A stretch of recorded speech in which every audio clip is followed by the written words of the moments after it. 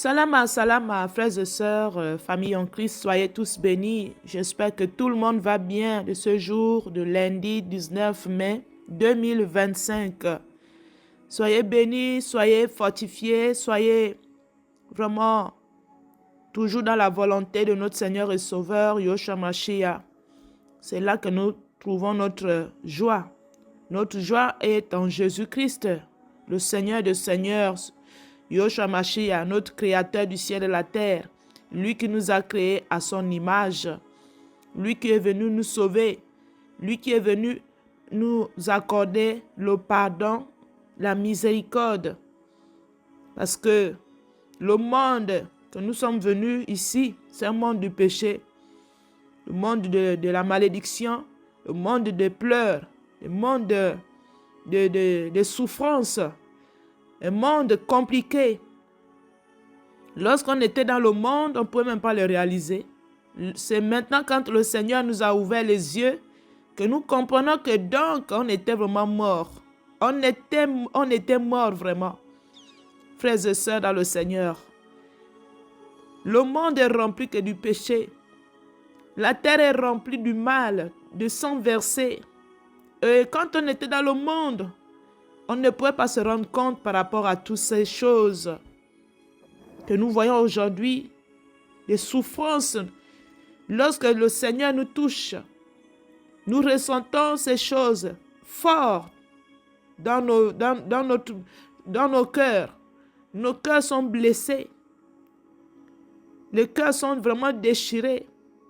Frères et sœurs, quand nous réalisons que donc ce monde-là, c'est un monde des ténèbres, un monde de l'abîme, le malheur, nous voyons que cette terre est remplie que des pleurs, des souffrances, des regrets, les gens meurent,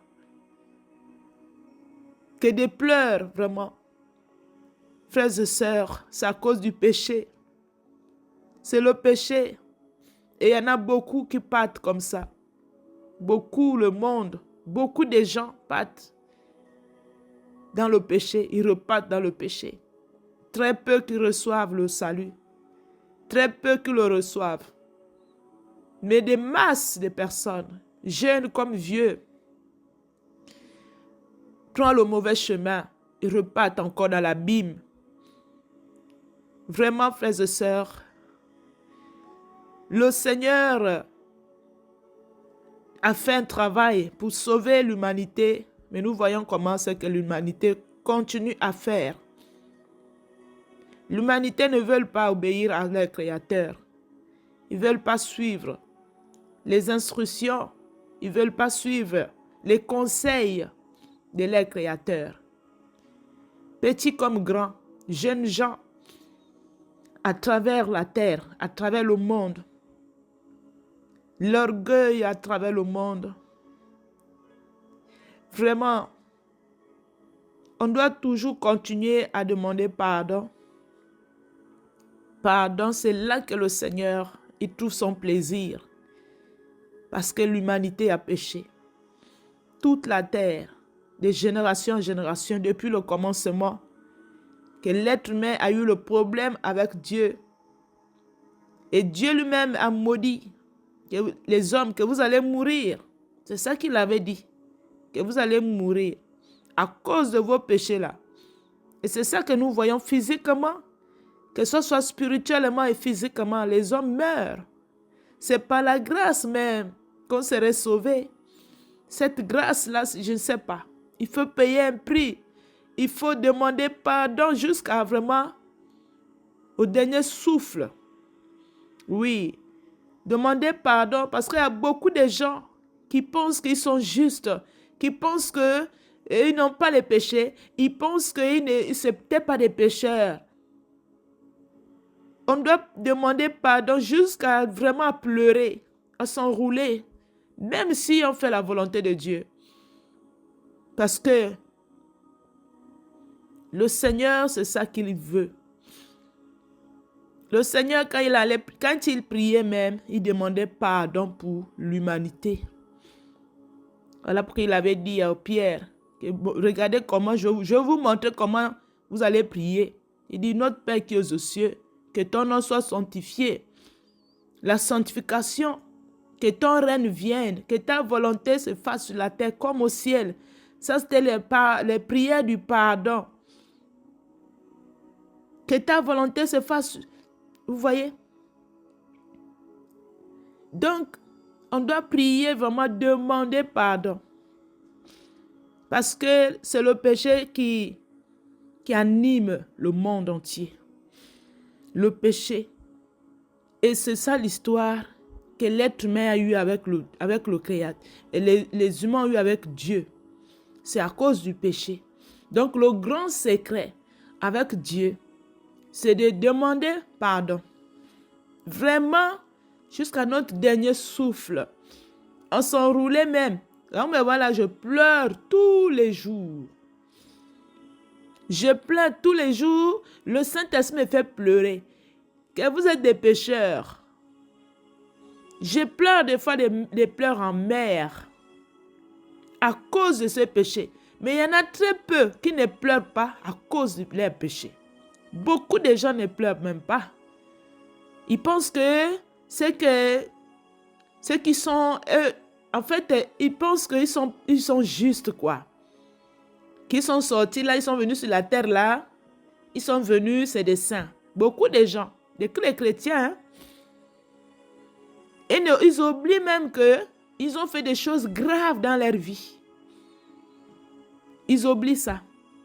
Beaucoup de gens oublient qu'ils ont fait les fautes terribles sur la terre. Oui, des fois, quand on fait les remarques aux gens, ils pensent qu'ils sont, je ne sais pas. La Bible dit tout le monde a péché. Et il y en a qui continuent toujours. Il y en a qui n'ont pas arrêté les péchés. Mais quand on les parle, ils ne veulent pas.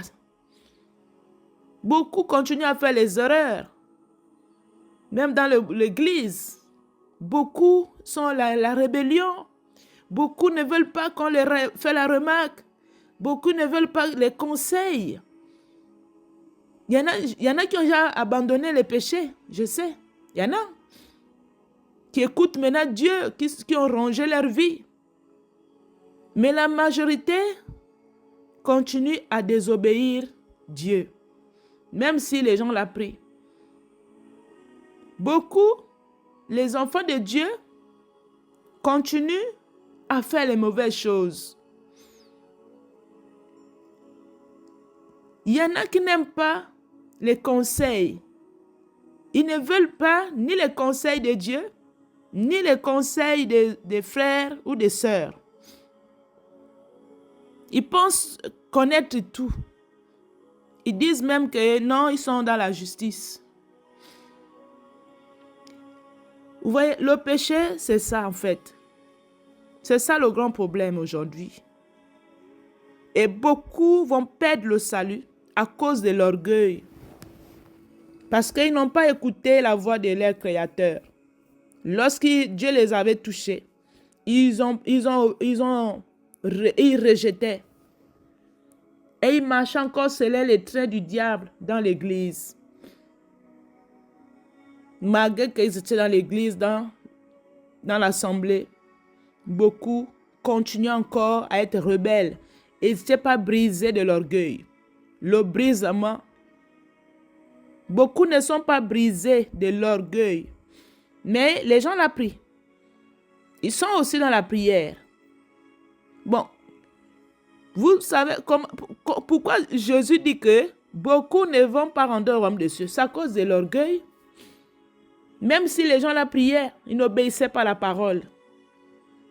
Voilà pourquoi le Seigneur a dit que beaucoup vont rater le royaume des cieux et beaucoup sont au séjour des morts. Comme j'écoute les visions, les révélations, nous tous, le Seigneur nous montre des choses là. Les témoignages des autres. Dieu, c'est un Dieu de témoignages et de révélations. Déjà au 1.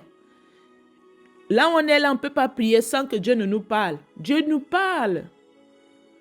Bon, on serait convaincu comment si Dieu ne nous parle pas. Mais c'est ça qui fait qu'aujourd'hui, nous sommes accrochés à lui.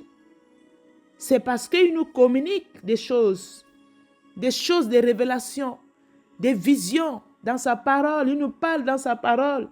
Dieu, il est grand. Il est une diversité de choses. Dieu, il est immense. Il n'a pas de limites. Il nous parle dans toutes sortes de formes, dans les visions, dans les songes, dans sa parole. Vous voyez, par des signes, par le discernement. Vous voyez, frères et sœurs, Dieu, il parle. Comment on prie, mais Dieu ne nous parle pas. C'est qu'il y a un problème. Dieu il est là pour nous enseigner. On a dit le Saint-Esprit vous enseignera toutes choses. L'esprit invisible, l'esprit que le monde ne connaît pas. Donc, il se confie à chacun de nous. Il nous parle les choses vraies, pas les faussetés non plus, parce que le diable, lui aussi, parle aussi, beaucoup. Maintenant, il faut comprendre quelle est la volonté de Dieu. Le diable, il parle beaucoup même.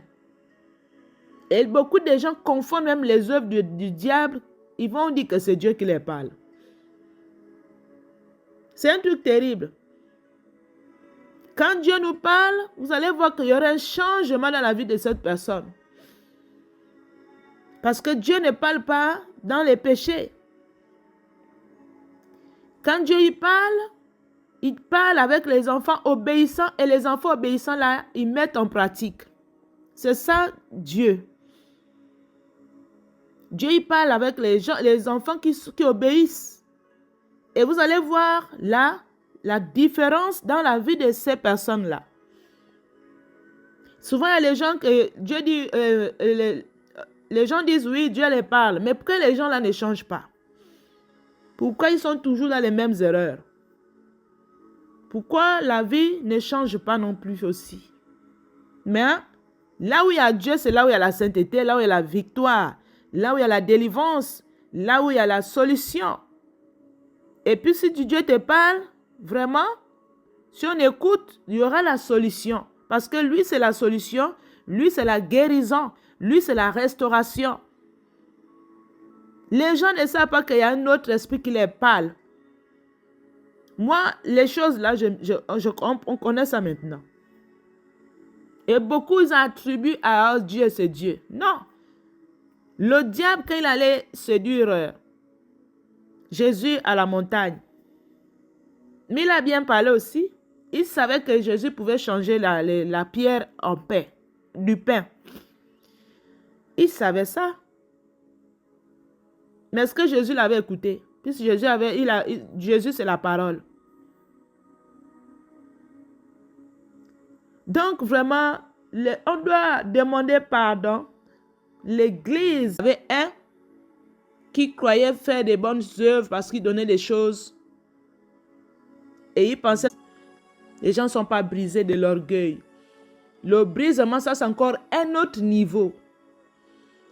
Briser de s'humilier devant Dieu et rabaisser, c'est rabaisser. C'est ça qui manque aujourd'hui dans le corps de Christ. Dans beaucoup de gens. Le brisement, c'est un grand travail. Pour être brisé, ce n'est pas l'amusement. C'est un grand danger, l'histoire du brisement. Beaucoup de gens ne sont pas brisés. Beaucoup de gens. Et c'est ça qui fait que c'est compliqué. Et si on n'est pas brisé, on peut rater le royaume des cieux à cause de cette histoire. Le brisement, c'est important, ce que Dieu me met ici à cœur. Si on ne devient pas comme les petits enfants, ce serait difficile de rentrer dans le royaume des cieux. Ce serait très difficile. Le brisement, c'est d'obéir ce que Dieu nous demande d'abandonner. C'est ça le brisement. Le brisement, c'est ce que Dieu nous demande d'abandonner, de laisser. Total, hein? Il n'y a pas la moitié à moitié. Tout ce que Dieu nous dit de faire, on doit le faire. On doit l'obéir à 100%. Et c'est là qu'on va hériter le royaume des cieux. Sans ça, c'est qu'on a cru en vain, comme dit l'apôtre Paul dans le livre des Hébreux là-bas. Que vous avez cru en vain parce que vous n'avez pas accompli ce que Dieu voulait faire. Le problème ici, c'est le brisement. Le brisement, c'est d'écouter Dieu, de mettre tout en pratique. Dieu, c'est la purification, la sanctification, l'obéissance. de sa parole. C'est ça qu'il était venu faire. Voilà pourquoi il avait dépouillé toutes les malédictions à la croix de Golgotha. Donc nous aussi, on doit dépouiller ça. On doit aussi accomplir. Il faut que chacun accomplisse. Le Seigneur est venu faire un travail. Tout ce qu'il allait faire à la croix là-bas, c'était pour nous montrer qu'on doit être dépouillé. Mais s'il n'y a pas ça là, ça ne sert à rien de prier. S'il n'y a pas le brisement de l'orgueil, parce que beaucoup ne sont pas brisés, les cœurs sont remplis d'amertume, de beaucoup de choses. Bon, comment on va être sauvé? Pour les gens qui veulent aller au royaume de ceux-là. Voilà pourquoi la sanctification, c'est très difficile pour arriver. Le monde que nous vivons là, même moi, voilà, c'est pas facile, hein, c'est que Dieu demande là, à tous les enfants de Dieu pour appliquer là.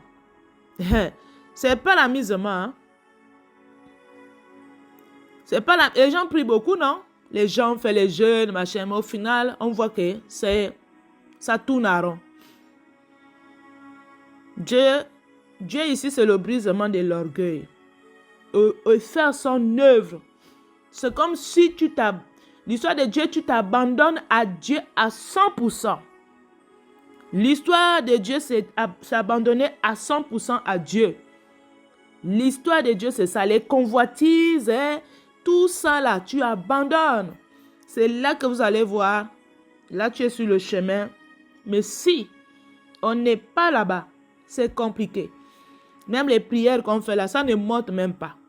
Beaucoup de gens, le Seigneur m'a montré, les prières des gens ne montent pas. Je peux que le dire, vraiment, frères et sœurs. La trompette, je vois beaucoup de gens. Même quand j'étais dans l'église de mon frère là-bas, je voyais ça. Les prières des gens montaient. Je voyais une troupe de personnes avec les trompettes de l'église là-bas. Ça ne montait pas parce qu'elles ne marchaient pas selon la volonté de Dieu. Et je voyais qu'ils retombaient encore à terre. Les prières des gens, eux-mêmes, ils montaient avec les trompettes. Parce que la prière, c'est ça. Quand on prie là, c'est une trompette qu'on sonne. Et si Dieu voit que les prières là, c'est souillé, les gens ne sont pas vraiment, qui ne marchent pas dans l'intégrité, ça ne monte pas. Voilà pourquoi Jésus a dit, vous priez au bout des lèvres. Vous ne recevez pas parce que les gens prient au bout des lèvres. Après, ils partent refaire les péchés. Après, ils ont les cœurs impurs. Après, ils ont les idées, les pensées impures. Donc, ça ne peut pas monter là-bas. Les prières que nous faisons, il faut que ça soit en bonne odeur, agréable à Dieu. Même les louanges, même la chanson, il faut que tu chantes en esprit et en vérité, sincèrement devant le Seigneur. C'est là que Dieu prend plaisir à tout ce qu'on est en train de faire ici. Ce n'est pas la mise au monde, vraiment, frères et sœurs.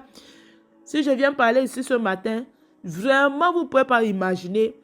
Je passe mon temps qu'à pleurer, à demander pardon tout le temps, je vous le dis. Le niveau que Dieu amène là, pour me faire les choses, pour me faire ressentir des choses, ce n'est pas l'amusement. Ça, je peux le dire. Voilà pourquoi on ne doit pas s'amuser avec la vie de la sanctification quand Dieu nous demande de se dépouiller. L'esprit, l'âme et le corps, ce n'est pas la rigolade. Beaucoup ne vont pas rentrer au royaume des cieux. Ils vont perdre le salut parce que c'était difficile pour accomplir ce qu'on est en train de dire ici.